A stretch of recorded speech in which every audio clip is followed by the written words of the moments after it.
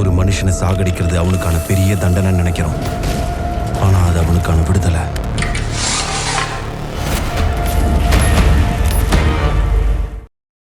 வணக்கம். அண்ணாச்சியுடைய முதல் படமான லெஜெண்ட்ல என்ன ஞாபகம் இருக்கோ இல்லையோ,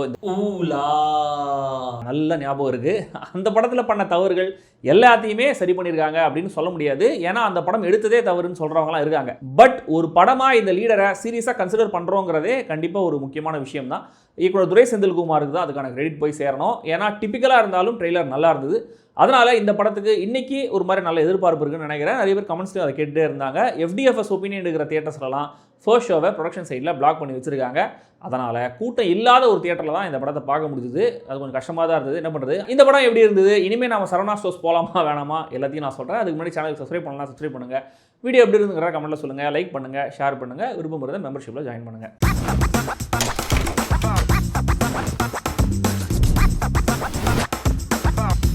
லீடர் ஓப்பன் பண்ணால் சந்தோஷ் பிரதாப் ஒரு பெரிய சதித்திட்டம் தீட்டுறதை ஒரு டீம் கண்டுபிடிச்சிடுறாங்க. ஆனால் அந்த டீமை சந்தோஷ் பிரதாப் மொத்தமாக கொண்டுடுறாரு. கட் பண்ணி தூத்துக்குடியில் சக்திவேல் அண்ட் அவருடைய பொண்ணு ஐரினை காட்டுறாங்க. சக்திவேல் தான் நம்ம லெஜெண்ட் சரவணன். சிங்கிள் ஃபாதரான அவர் தம் பொண்ணோட ரொம்ப பாசமாக வாழ்ந்துட்டு இருக்காரு. கார் மெக்கானிக்காக வேலை பண்ணிட்டு இருக்காரு. அதே தூத்துக்குடியில் ஹார்பரில் வில்லன் பிரபாகரன் என்னமோ வில்லத்தனம் பண்ணிட்டு இருக்காரு. அதை போலீஸ் ஆஃபீஸரான இந்திரா இன்வெஸ்டிகேட் பண்ணுறாங்க. இந்திரா தான் ஆண்ட்ரியா.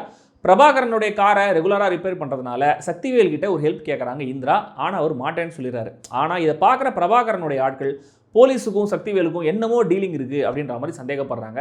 இதுக்கப்புறம் என்ன ஆகுது? வர பிரச்சனைகளை நம்ம சக்திவேல் எப்படி சமாளிக்கிறாரு? தமிழ் சினிமா விதிப்படி இந்த மாதிரி தனியாக பொண்ணோட வாழ்ந்துட்டு இருக்கிற சிங்கிள் ஃபாதர்ஸுக்கு ஒரு டெரரான ஃப்ளாஷ்பேக் இருக்குமே, அது என்ன? அவரோட ஒய்ஃப் எப்படி இறந்து போனாங்க? இதெல்லாம் தான் இந்த லீடர்.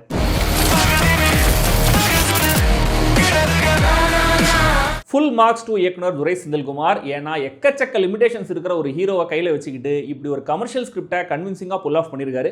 முக்கியமாக ஹீரோயிசம் ஃபைட் சீன்ஸில் மட்டும்தான் இருக்குது. மற்றபடி தேவையில்லாத பஞ்ச் டயலாக்ஸ், சுற்றி இருக்கிற கேரக்டர்ஸ், ஹீரோவை புகழ்ந்து பேசுகிற எலிவேஷன், கலாய்க்கிற அளவுக்கு இருக்கிற லாஜிக்கல் மீறல்கள்னு லெஜெண்டில் இருந்த எல்லா ப்ரிட்டன்ஷியஸ் எலிமெண்ட்ஸையும் அவாய்ட் பண்ணியிருக்காரு.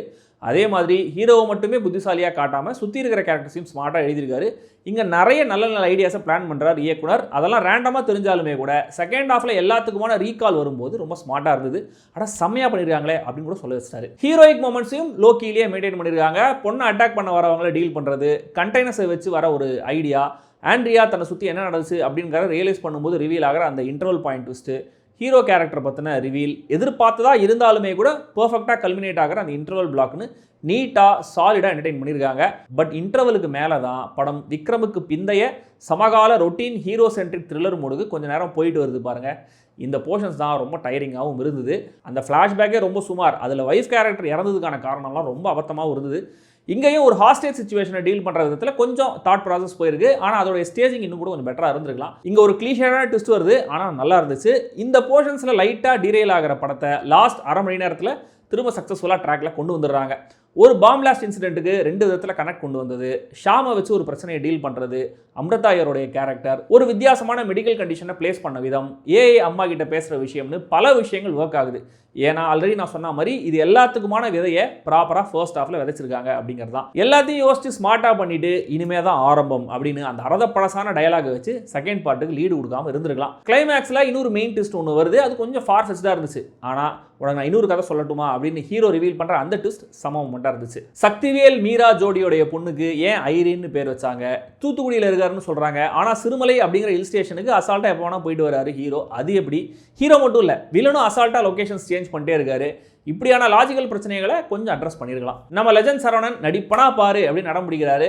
தென் அகைன் முதல் படத்தை விட கொஞ்சம் பரவாயில்ல. அவருக்கு ரொம்பவும் சிரமம் கொடுக்காம, வேலை கொடுக்காம ஹீரோவாக கன்வின்சிங்காகவே ப்ரெசென்ட் பண்ணியிருக்காரு இயக்குனர் துரை செந்தில்குமார். இதுவும் அவருக்கு ஒரு வின். ஆனால் ஏதோ ஒரு சீக்ரெட் இருக்கிற மாதிரியான அந்த கேரக்டருக்கு சரவணன் கரெக்டாக ஃபிட் ஆகிறாரு. ஏன்னா மனுஷ மைண்டில் என்ன ஓடுதுன்னு நம்மளால் கண்டுபிடிக்கவே முடியல. முகத்தில் ஏதாவது எக்ஸ்பிரஷன் இருந்தால் தானே கண்டுபிடிக்க முடியும். அது நடக்கவே மாட்டேங்குது. ஷாம், ஆண்ட்ரியா, லால், விடிவி கணேஷ், பிரபாகரன், பாயல் ராஜ்பூட், இந்த குட்டி பொண்ணு இயல்னு எல்லாருமே நல்லா நடிச்சிருக்காங்க. ஜிப்ரானுடைய பின்னணி இசை பாடல்கள் ரெண்டுமே நல்லா இருந்துச்சு. மொத்தத்தில் இந்த லீடர் எப்படி இருக்குன்னு கேட்டிங்கன்னா, ஒரு வியூவராக எனக்கு எல்லா படங்களும் என்டர்டெய்னிங்காக இருந்தால் போதும் அப்படின்ற மாதிரி தான் இருக்கும்.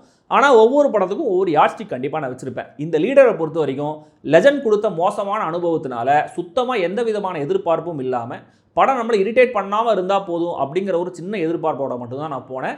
செகண்ட் ஆஃப் கொஞ்சம் பெட்டராக இருந்திருக்கலாம் தான். ஸ்டில் இந்த படம் என்ன இரிட்டேட் பண்ணல அப்படிங்கிறத விட ஓரளவு என்டர்டெய்னிங்காக என்கேஜிங்காக சில ஸ்மார்ட்டான ஐடியாஸோடையும் இருந்துச்சு அப்படிங்கிறது தான் உண்மை. ஸோ ஒரு நீட்டான ஆக்ஷன் த்ரில்லர் படம், ஃபேர் கம்பேரிசனாக இருக்காது தான். பட் லாஸ்ட் இயர் இந்த கொலாசல் டிசப்பாயின்மெண்ட்ஸாக இருந்த பெரிய பெரிய படங்களை விட கண்டிப்பாக இந்த படம் ஃபார் பெட்டர்னு தான் நான் சொல்லுவேன். ட்ரை பண்ணுங்கள். UA 16+ ரேட்டிங் சரியே.